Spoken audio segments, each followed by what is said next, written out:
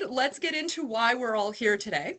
So we're going to be chatting with Jess Nadel, who's the co-owner of Tucos Taco Lounge, Beard's Bakery and Coffee Shop, and Flurple's seasonal ice cream shop. So three very distinctive businesses, all in the same little neighborhood.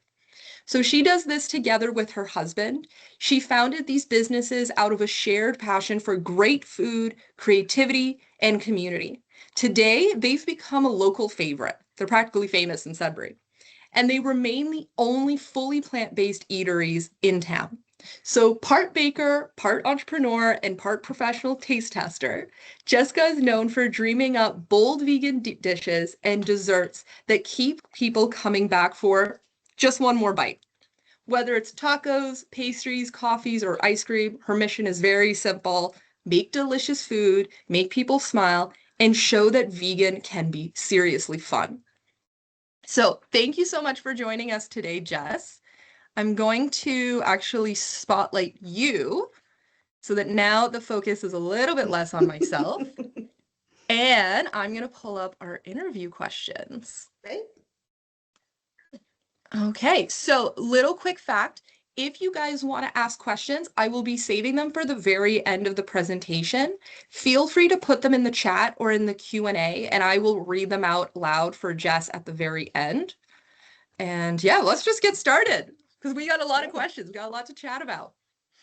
Okay, so Jess, you currently co-own a dine-in restaurant, seasonal ice cream shop, and a coffee shop. Mhm. What were you doing before you became an entrepreneur? I served through my late teens and 20s. So service industry was always part of my life, though it was always front of house. And then I actually was a teacher. So I went to teachers college, and then was living in Sudbury, and I was a supply teacher with a rainbow board for the better part of 2 years, I think. But I wasn't able to get a permanent position. So I did leave quickly. I worked, if anyone remembers Eat Local Sudbury, I ran their communications and education program for a year there, and I couldn't get back into even supply teaching. There was a surplus. Now we're running a deficit, but there was a surplus of teachers at the time. So I had nothing to do. My contract was over. I thought, I'm going to start a food blog. So that's sort of where it started. I had a popular vegan food blog for a few years. That was back before social media was really a thing. And so that's where people were going, I guess, as a bit of a creative outlet. Yeah, that's where it started. And then what led you to then turning that food blog into becoming an entrepreneur and opening your first business? So my partner, my husband, was already doing it outside of the food industry. He has a record store, Cosmic Dave's. And my mother-in-law owned her own business for the whole of her life. And so it wasn't super foreign to me. I didn't grow up with entrepreneurs in my family, but it was there.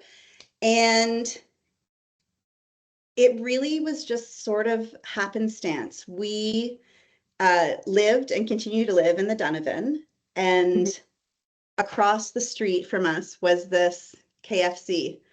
And we were vegan already, and it was a bit of a thorn in our side as a functional KFC. And then it closed, and it actually became a little bit of a bigger thorn because then there was just this shell of what once was.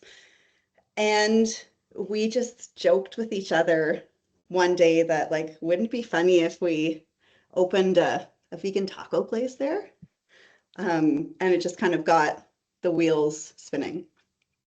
Excellent. Okay, Yeah. so I've heard this question before. We chatted about it a bit. I'm also just going to pull up a picture as to what this KFC used to look like. But what the people want to know is what happened to the bucket. So KFC classically has this big bucket on their sign. Right. What ended up happening with it? The bucket came down with the help of our friend David Wewell. It came down on October 1st of, I guess it would have been 2014. That was, we opened later that year. On October 1st, which is World Vegetarian Day. So that it just lined up that way. So yes, the bucket came down and we had nothing to do with it. So we plopped it in my mother-in-law's driveway for a few months. And then I think we listed it on Kijiji and someone came and bought it and took it away. Incredible. Incredible. Okay, so I'm curious because so you started with Tucos. Yeah. What led you then to opening a second and a third business? And yeah, tell us the story about what came of opening them. So actually, to backtrack, before Tuco's, from the blog, I also started baking cupcakes for Ooh. friends and for events.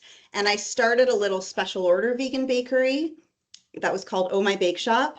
Old Rock carried my things. The Fromagerie, back with a few owners previously, they carried my items. So I was already doing baking. And then came Tuco's in 2014. And then Beards was the next jump in 2016. And we felt ready for a brick and mortar. The building where Beards is became available for purchase. Mhm. So that was the timing because the location was essential. We weren't going to Mhm. leave the neighborhood. So the building was there. For us, the idea came to be, you know, and I might be jumping ahead with questions, but Go for when it. we started our businesses, the question in mind was, what do we want to see? What do, like, I want to be able to go across the street and order some vegan tacos. And what else is this missing? Like, what else does our community need? Well, I'd really enjoy a coffee that I didn't make at home. And not that there weren't other coffee shops in Sudbury, but not in our neighborhood.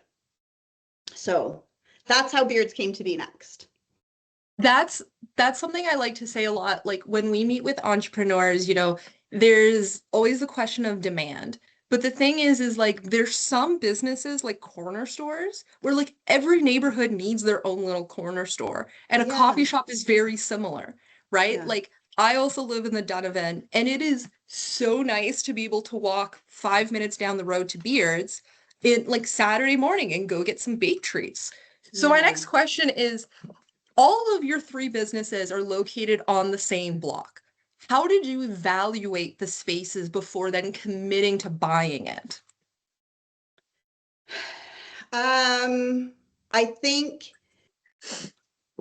the spaces were there and available first. Hmm. And then it was a matter of walking in and looking around and looking for the potential. Hmm. So, like with Tuco's, with the KFC, it has these big, amazing windows. And walking inside, I think it was maybe just a takeaway shop. So there was a wall, but then what was on the other side of the wall? If this wall comes down, what does it open up to? And we opened up the ceiling.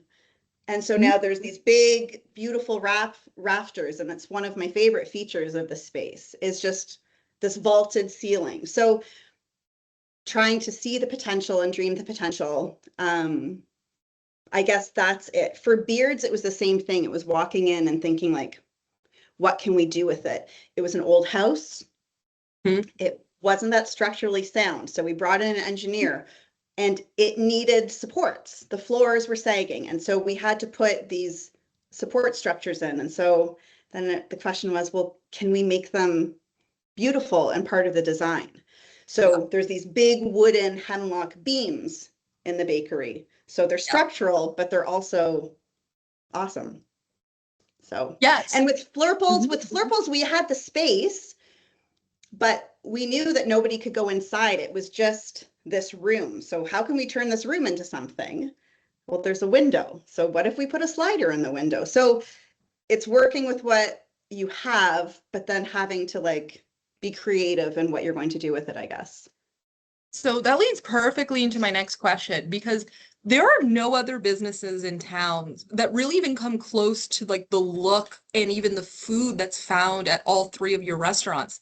And I'm going to show a picture that I found online from an old article that kind of shows the before and after of what these businesses looked like. So right here you can see, Oh, right. And I hadn't even seen this before until you showed me yes. last night. Yeah. So as you can see here where the KFC with the big bucket completely transformed into this beautiful business with then the patio added as well. That when you drive by it, like you can't miss it.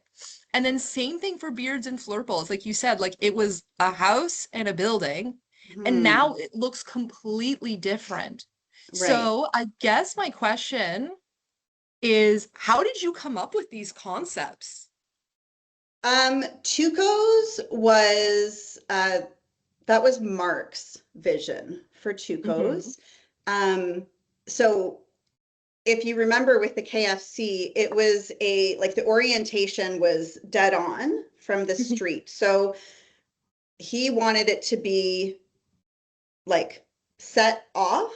So the orientation for Tuco's, it's not really dead on facing it. It's kind of from the side. So you're approaching it from that angle. Um, and the big bright colors, the use of wood, the patio, which was, we wanted a little oasis. There was no patio, obviously, but we felt like there was more parking than we needed. I know it's not a very Sudbury thing to say. And we did have to go to council to get a parking variance in order to take over 3 parking spots. But it was just the garbage enclosure. So just making use of the space and trying to make a statement, like everything we did had to be done to some degree. So it was a matter of viewing it as an opportunity. So like just not making waste of the opportunity. So yes, we need a facade of some sort. So we can do what's quick and easy, or we can pause and think about how can we make it more. For beards, a good friend of mine, an architect, Amber Salach, she sketched up a concept for beards, and that was the starting point for that one as well. Awesome. So Yeah. when you were working on this, how did you prioritize like, redoing the facades and getting that curb appeal in your startup budget? Um, we don't really like we're a little unconventional. So there was no budget. I mean, there was a budget. Don't take like there was a certain amount of money that we had to get things done, but it wasn't an allotment. It was like, this is what we want to do. How can we make it work? Hmm. Basically, it was important. It wasn't like no one part could have been skimmed over, I Hmm. guess is the way to put it. So um, we just had to do it. We had to make it Yeah. work. Yeah. And then I noticed in an article I found from 2023 that you actually received some funding for help on redoing the facades from the city. Can you tell us Yes. like a little bit more about that? Yes. So um, what is it called? I'm just finding my notes. It's I can't remember the technical name of it, but it was a Mhm. downtown, I think it was downtown specific, a downtown facade improvement grant. The city, I Mhm. think, still offers it now. Mhm. You do have to apply. Um, you pay entirely out of pocket to begin with, and then they reimburse you for half up to 20,000. So we're not downtown, but we were able to get, I don't know if it was our doing or Kathleen was included as a Mhm. commercial corridor. So we were able to qualify for it because really, truly, it is a commercial corridor, and everything on Kathleen, at least in an hour stretch from, say, College to Frood, those Mhm. buildings are dual zoned for commercial. So yeah, Awesome. so we just kind of followed the rules for that. And so that did help. the grant, either we didn't know about it or it didn't exist for Tucos, but I do think we were able to access it for Beards. Okay. Okay. Yeah. And then can you walk us through a little bit of like the timeline of renovating the new spaces? Were you able to open when you originally planned? Oh, no, I don't remember dates of when Tuco's started, but I can tell you very clearly that it was never in our plans to open the week before Christmas. But that's when we were ready. And so we didn't want to wait until after the holidays because in January, everyone was going to be on their resolution diets and had spent all their money. So no, it didn't happen. And yeah, so we opened right before Christmas for Tuco's. And for Beards, we were ready to open, but not until like the week I was due with our daughter. So we waited instead until she was 3 weeks old when we opened. So like, no, the timing doesn't always line up where you hope it will, but you make it work. How did you manage, literally having a newborn and Mhm. being an entrepreneur, running a new business and managing that level of stress? Practice. I think, there's something to be said for the law of inertia and like objects or bodies in motion stay in motion. So, sort of the more that you're doing, the more you can do, I sort Hmm. of feel. Um, so, there's that. And then there's also surrounding yourself with really great people who are able to do literally some of the heavy lifting. Yeah.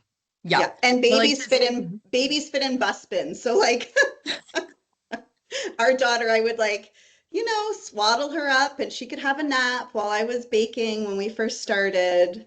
So, I always like to say, like, lean on your friends and family because they want you to succeed. If you're saying, I'm starting this new endeavor, I need help, they'll be like, okay, like, what do you need from me? Like, I can help, whether it's watching the baby or getting napkins and washing cutlery, like, you do have a network that is really willing to help. Okay. yeah, but staff too, like having Mhm. really skilled, uh, just good people around you and all, like even when they're your employees, like that's really important as well. Yeah. Yeah, absolutely. Okay, I'm actually going to jump to those questions because this is really like topical. So, managing three businesses involves hiring a lot of staff. So, Mhm. what did you look for when you were hiring your first employees, and what have you learned since? Um, so we were pretty green with Tuco's because we were sort of just, we know how to treat people well, we know what we like to see. So we were looking for people with experience to start. So people that we knew from Sudbury who had already been working in the industry for years. And we actually still have two of our original employees, 11 and a half years on, who are helping to run the show at Tuco. So that was really important for Beards. Kind of serendipitously, I had someone reach out to me who was relocating to Sudbury, who had worked in um, a very popular vegan bakery in Toronto. And so they knew more about like how to scale things and prepping and batching. And so that was really helpful because for me, I knew what I wanted to do. I knew how to do like this much, like how to make tacos for 10 people. Yep. But I didn't know how to make tacos for 60 people. So, all of those things. So really finding people with experience who we could lean on. Um, and then just figuring out as we went and stumbling and sometimes finding people weren't working out and that's Mhm. okay too. You have to make tough decisions sometimes, but generally there are more good people around than not. And so it's just finding them and they find you too. Yeah, I love Yeah, that because we meet a lot of entrepreneurs that when they start getting to the point where they're like, okay, I need more help, like I can't do this on my own, and they want to hire staff, sometimes they get really nervous because their business is like absolutely. their baby, right? Like they've Absolutely. spent so much money and effort on this business that they're nervous about hiring staff because it's like it feels like you're handing it off. And then you're Yeah. like, but what if they drop my baby? What if something happens? Yeah, for sure. It is scary. It is, especially if it's not something that you've done before in terms of like entrepreneurship. But it's really important to learn how to trust, like learn how to train and then learn how to trust because micromanaging will lead to burnout so quickly. And it's Yeah. really important that that doesn't happen, right? Yeah, absolutely. That's something that we're actually going to touch about in the social media webinar of like when you're like doing social media, it can be very difficult to be on it as an owner every single day. That sometimes you do have to pull in a staff member and be like, okay, I'm going to trust you with my account. You're now like the voice of the people. Yeah. And but you have to develop that. And for some people, like I know we spoke about this, but like if you're the owner and you really like doing the social media, then it just makes sense for you to do it yourself. Yeah, so that's something I do all of ours for all of our businesses. I haven't let go of that one. Um, I do it's more overwhelming just like well like social media for everyone just personally the notifications. Yeah. So, I'm not super responsive within 5 minutes because that's unreasonable. I have my Hmm. boundaries, but I take the time and I do try to respond to everybody and make sure things don't get missed. I have fun with it. It is a bit of like, I'm not in the bakery baking anymore on a daily basis. So that's still, I've always enjoyed back from my food blogging days, taking food photos. So that I still really enjoy that as a creative outlet as well. And that's what I've noticed too. Like when it comes to social media, it's the photography, right? Like a beautiful image is what is needed. And like all three of the accounts have that high scale photography because of your history. So I actually want Yeah, to talk more about the food. sure. So when you were developing the restaurants and Yeah. going through the renovations, how did you develop the recipes? Because they're all fairly unique, and some of them have really become like staples. Like whenever I go to Tuco's, I want the fish tacos with the avocado. Whenever Right. I go to Beards, I want that raspberry oat bar that I'm obsessed with. So Yeah. how did you kind of like do the exploring and testing of those recipes and then also determine like, okay, this is meeting my standards, it's ready to be given to the public. Um, I think I'm a little like food obsessed. Um, I love food and I love playing in the kitchen. And so for Tuco's, I feel like at least when we started and opened, all of the recipes were developed over the course of that summer. Hmm. And it was just a lot of experimenting, drawing on our time that we'd spent in Mexico and flavors that we had experienced there. And obviously, we don't eat meat, there's no meat at the restaurant, but finding inspiration Hmm. from that was really important. And, it was the only plant-based eatery at the time in Sudbury as well. And we knew that that would be a big red flag for a lot of people. So we wanted it to be visually attractive and just have like really lead with like big punchy flavors and fresh like there's lots of onion and cilantro and like having the flavors come through so that you're thinking about that instead of the fact that there's no chicken in this or that your fish taco is avocado instead of fish. So just taking the time and like, I love food. I want to eat something that's delicious and that looks good, that I want to eat something that I want to photograph, I guess. So it's starting there and then just hoping that everyone else is also going to like it. But I feel like I'm so picky that that's how it worked out. So for Tuco's, that's how that happened. I will give Mark credit for the chili because he was a meat eater for many years. And so he really wanted something that was hearty, that was meat-ish. Um, so it was just important that people weren't going to miss the meat. It was really Mhm. important that we had portion sizes developed that no one was going to leave hungry because we didn't want people walking away being like, oh, I'm still hungry, but that's vegetarian for you. Yeah. So kind of looking ahead to like what are people maybe going to say if they're unsatisfied and how can we make sure that we satisfy. That's awesome. I actually Yeah. have a fun story about Tuco's and the meat. So my dad is a huge meat lover, right? And he, at least at the time, was very like hesitant about anything vegetarian and he would grumble and complain. So they were visiting me in Sudbury when I was here for college, and I was like, let's go to Tuco's, let's go to Tuco's. And I just didn't tell them. I Yeah. was just like, I know that they're gonna love the food. I know that if he sees vegan, he's gonna grumble and complain.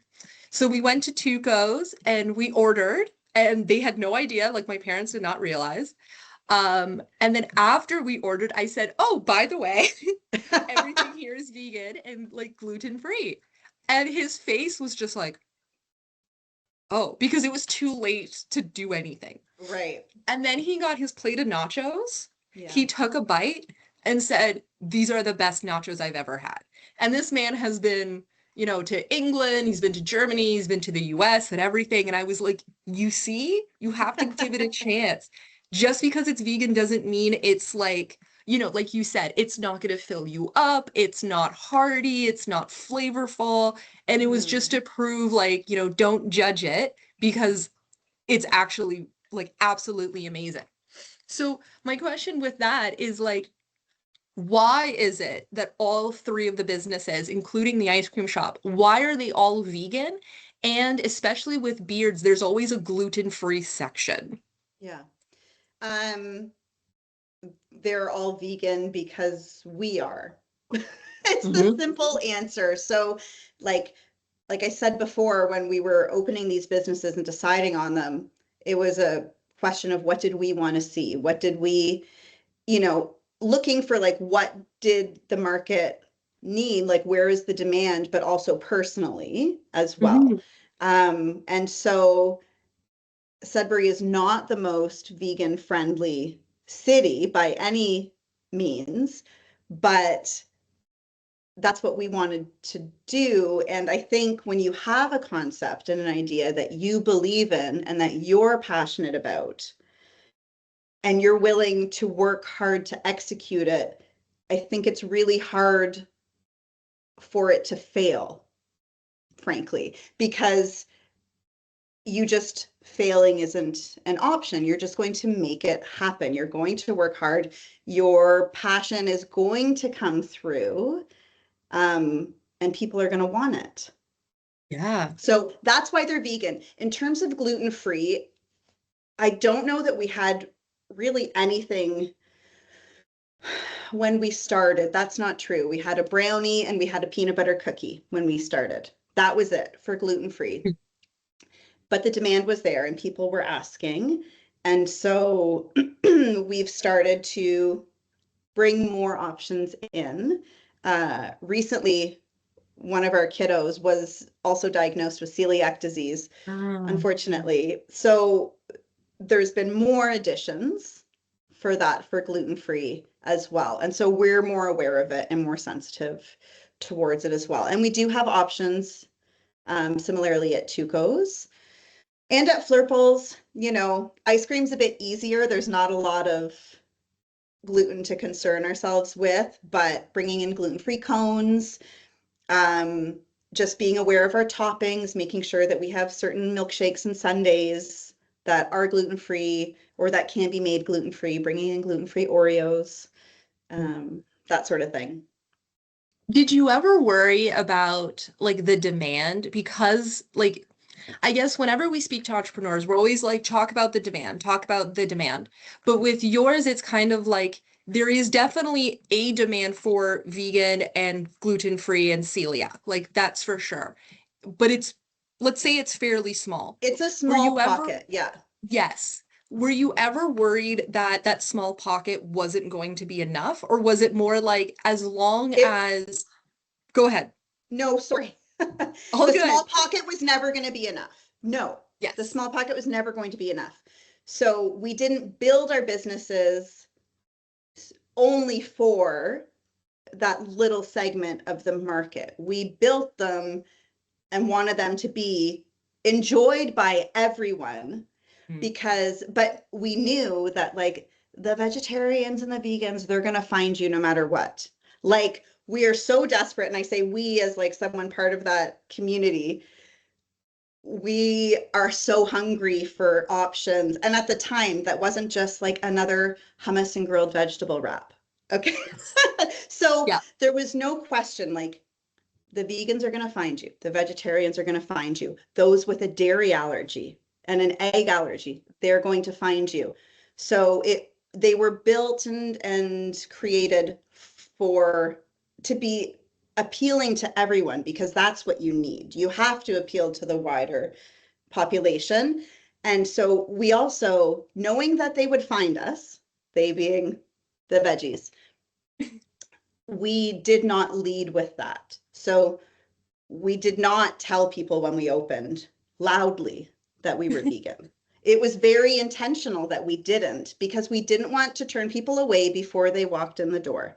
Yeah. So, on our Tucos menu, the only thing we ever put, and it's still there in fine print, is a little one-liner at the bottom of the menu that no animals were harmed in the making of your meal. That was it. It was just, we wanted that little activism, little one-liner included, but that's not what we lead with because we wanted to create things that everyone was going to love. Like good food is good food. A warm, hospitable environment is the same across the board, no matter, whether you're doing fine dining or casual or cafe or a walk up like ice cream window or a food truck. Like the elements for a great experience always have to be there, I guess. Yeah. And I love that one liner because it's like you could have put like we're a vegan Yeah. place, but to do no animals were harmed in the making of your meal is just like it's so cheeky, it's playful, it gives people like a little giggle, and then they go, wait, hold on, what does this mean? And then they Yeah. realize. That's Yeah. Like perfect. people like were talking about it pretty quickly, and I think the press that like were mentioning it, and that's fine. But and there's nothing wrong with like there are lots of restaurants who are very loudly plant-based, and Mhm. that's great. We just didn't feel at the time that Sudbury was going to be welcoming enough to Yeah. that. So we Yeah. kept it quiet.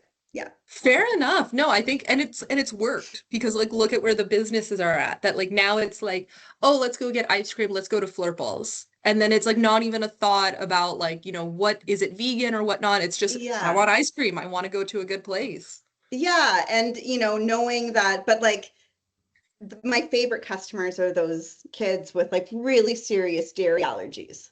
They're my Yeah. favorites because, or like the parents who will say, like, oh my God, I get to take my kid out for ice cream and they get to have Mhm. this experience. So, I'm a bit of a softie. So I love that. I love that. Yeah, it's really nice. Like again, like living in the den of ed, my husband is gluten intolerant of being like, oh, we want to get a sweet treat. I know where we can go and you don't have to worry. Right. Same thing with the ice cream, same thing with Tuco's of like, you don't have to get it in a bowl. You can get a cone and it can be gluten free and then you don't have to worry. Right. Yeah. Okay, so I want to touch on something before we run out of time, which is the big question of what, like, when do things kind of like become a challenge? So, a few years ago, Tuco's Taco ran a food truck. Later on, the truck was put up for sale. And then recently, you announced the closing of Beards at the YMCA location. Mhm. So, how do you evaluate an idea's success and then determine when it's no longer feasible and time to close that part? I think the quick and easy answer is money. Hmm. Because, as much as you have to be passionate about what you're doing, it does need to be profitable as well. Um, but for both of those, both the food truck and the Y, they were experiments in a sense because they were doing something that was taking us outside of what we had built already in the Donovan. So the food truck came first. So that was 2018, I think, Hmm. 2017 maybe. And so we thought it would be really fun. We were getting asked to go to festivals all the time. And we thought, well, let's get some wheels. And so we tried it and we did it for a bit. We found it pretty taxing in terms of our time, like for myself and Mark, because we didn't buy a brand new food truck because those are incredibly expensive. So we bought a secondhand one and it was quirky and a little fussy. And so we like to have one of us on site for that reason. So it was drawing our time and energy, but then um, it was also pulling our staff away from the brick and mortar. Like I think food trucks are amazing. I love them, but it just didn't make sense for us anymore. We already had a brick and mortar. So, oftentimes I feel like people go in the opposite direction. You start with this little food truck or food cart and maybe you expand. So we were already there and then it was just pulling resources, like mostly human resources out of the restaurant into the food truck. Um, so it just didn't make sense anymore. So it wasn't that we didn't love it, but so it was just ready to like, we did this for a couple of years. Also, COVID, like the timing of everything was, the food truck in 2018, we opened the YMCA in 2019, and then COVID. And so, and with the YMCA, I chased that pretty hard because I was a Y member. I was taking my kids to swimming lessons and activities. And again, it was like, oh, here's the space. I would love to see something here. Like, I'll do it. I'll try it. Um, but it just, post-COVID, our downtown hasn't really, like, the pendulum hasn't swung back yet. And it was just time. It was time. Yeah. There's So also sometimes, like, okay, so what was the question? The question was, how do you know? yeah, I think you just know. I don't know how, like, I think it can be really hard to end something like that because it might feel like you're quitting or you're giving up. But when you're doing it and you're making a smart decision, I think you realize as soon as the decision is made with both of those. As soon as the decision was made, I felt very secure in the choice and in the decision. And so while I loved being at the Y, now I have those extra resources to pool it back into Kathleen. there's also something like going back to the food truck of I was thinking about, an entrepreneur running three businesses. Like, what does that look like? And then I realized I was like, wait, hold on. In the summer, Flurple's is open and you have patio season. So it's like already extremely busy in that little corner. And the Mm-hmm. fact that the three businesses are on like the same block makes it really easy. You can like, oh, there's an issue at Beards. I'll just run over. Oh, there's an issue at Tuco's. I'll just run over. But then the Y and the food truck were completely out of that.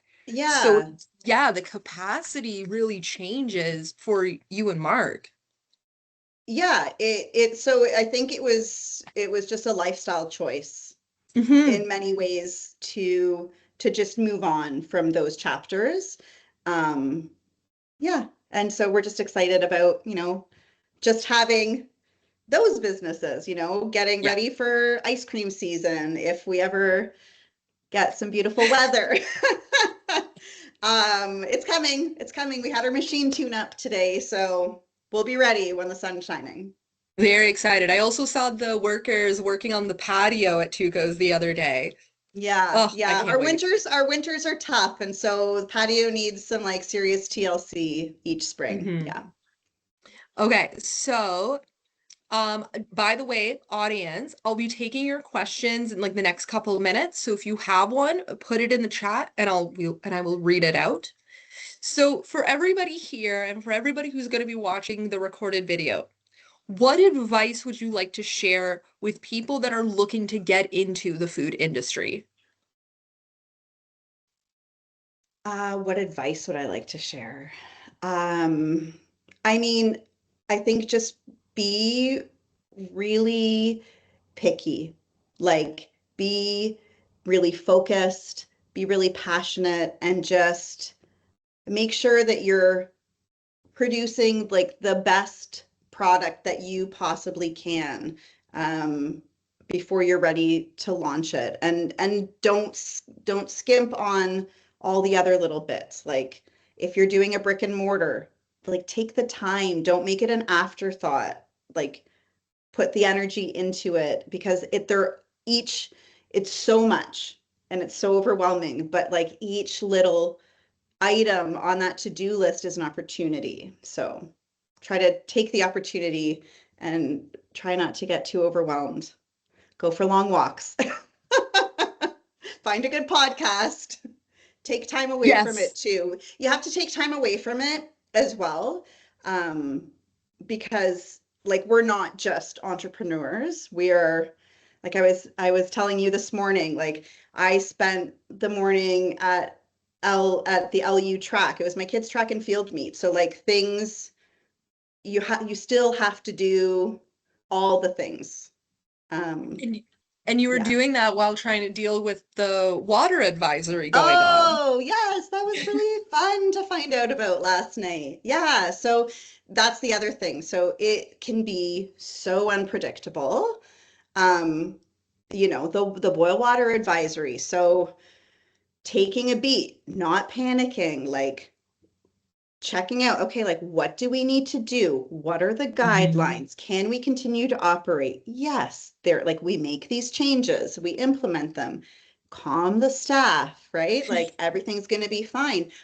But these things happen. We were impacted a couple years ago by our plant-based milk, Silk. There was like a Mm.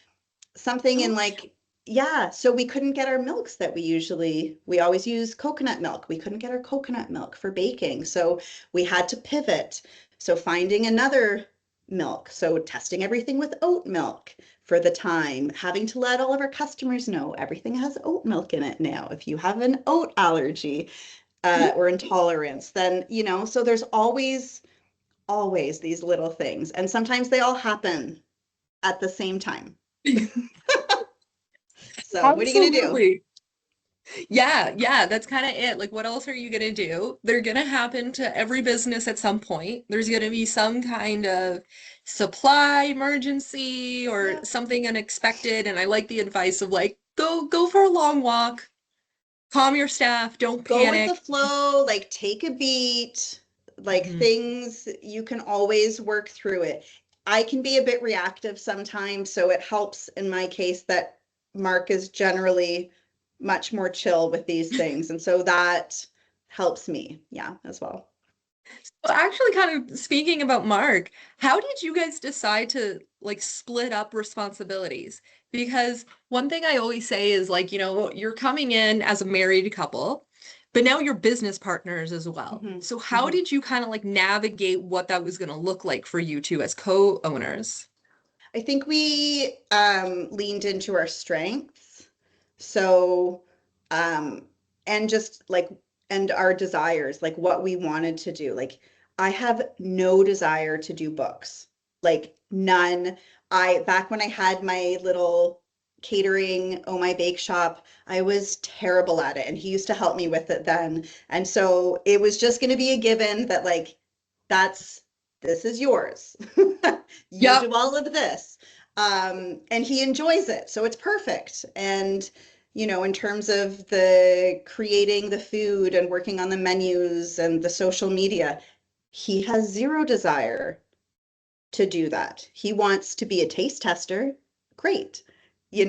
I'll do the other stuff. So it's just, it was pretty natural. We know each other so well. It was just a pretty natural division of labor, I think. And then sometimes when Wonderful. things pop up with the boil water advisory, like it's a divide and conquer kind of thing.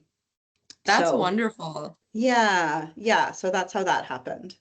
That's wonderful. Okay, I have one question from our audience.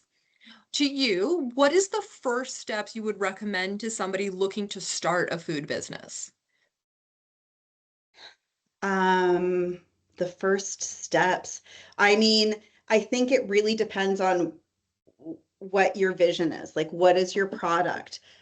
I Hmm. don't recommend, okay, I don't recommend getting into the food business if you don't have a passion for it. Hmm. So, because it's so much work, there's not a lot of reward. Like, I shouldn't say there's not a lot of reward. I don't want to be negative, but like, it's a lot of work.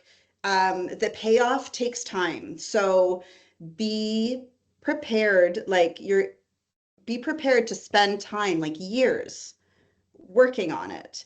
And like honing your craft, like whatever it is. Like, if you don't want to put 5 years into it, I don't know. Like, you have to be willing to make that commitment. So the first steps is like, what's your product, or what's your Hmm. concept? What's your idea?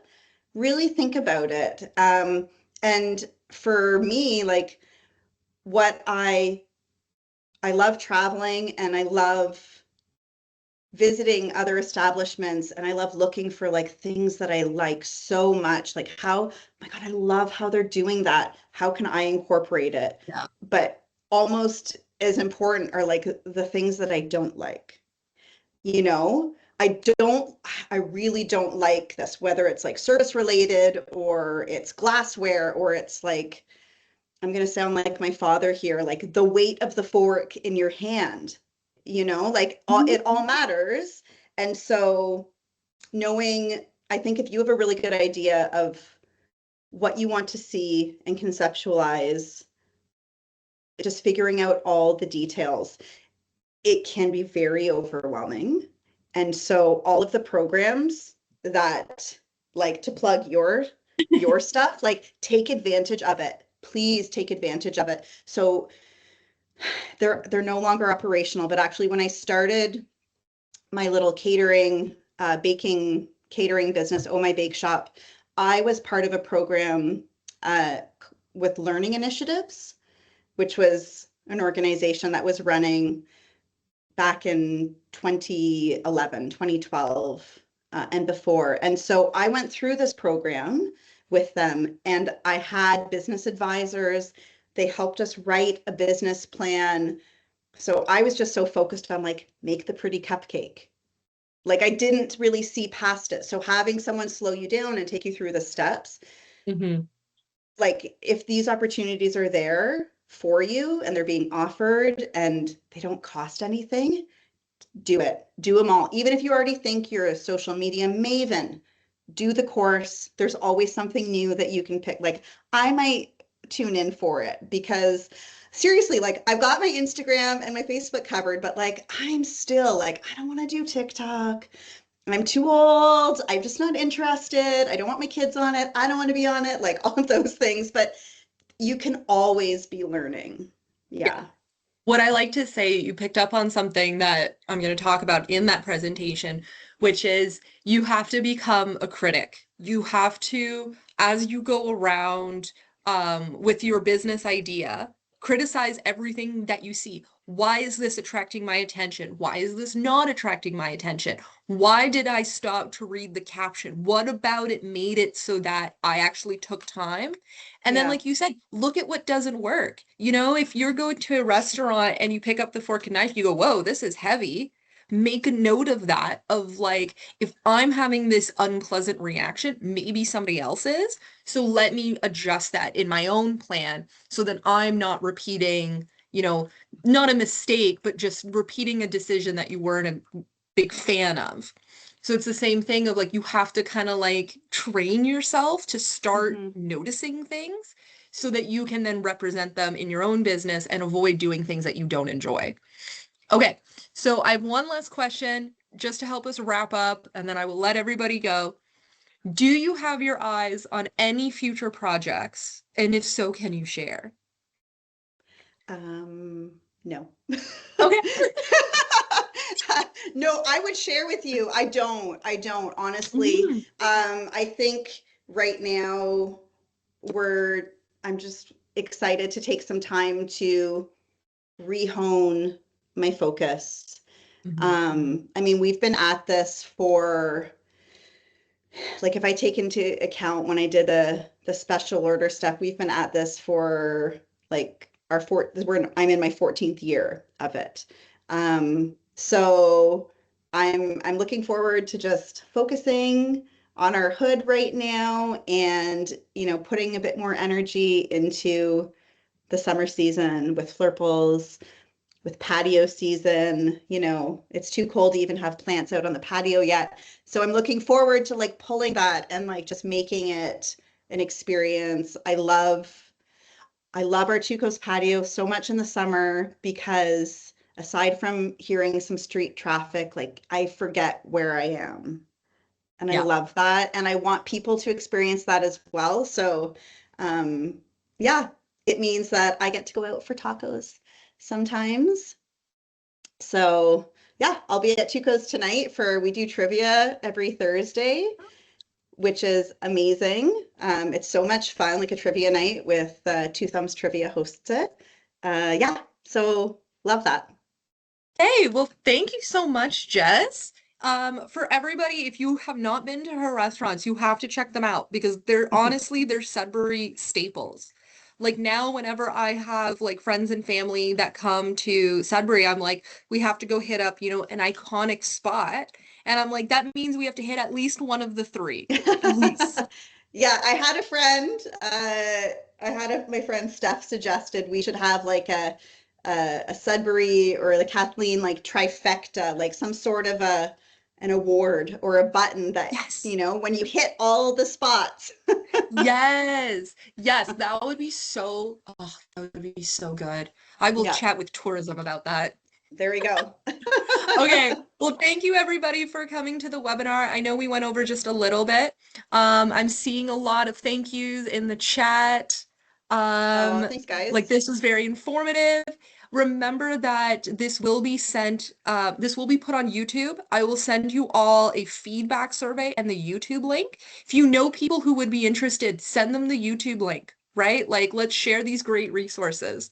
But with that, I just hope you all have a wonderful day. Hopefully our weather gets nicer and we can come check out the patio this weekend and just, enjoy the day, enjoy some good food. And I hope this was inspiring and helpful to everybody. Yeah, and if anybody wants to reach out directly, like I said, I do manage all of our socials. So if you have a follow-up question, um, I'm more than happy to, yeah, to be a sounding board. So if you have an idea, send me a message. I'm happy to hear it. Okay, thank you so much, Jess. Have a great day and best of luck with this whole water advisory going on. Thank you. Well, same to everybody else who is also enduring it. So Okay, I will end the meeting now. Have a good day.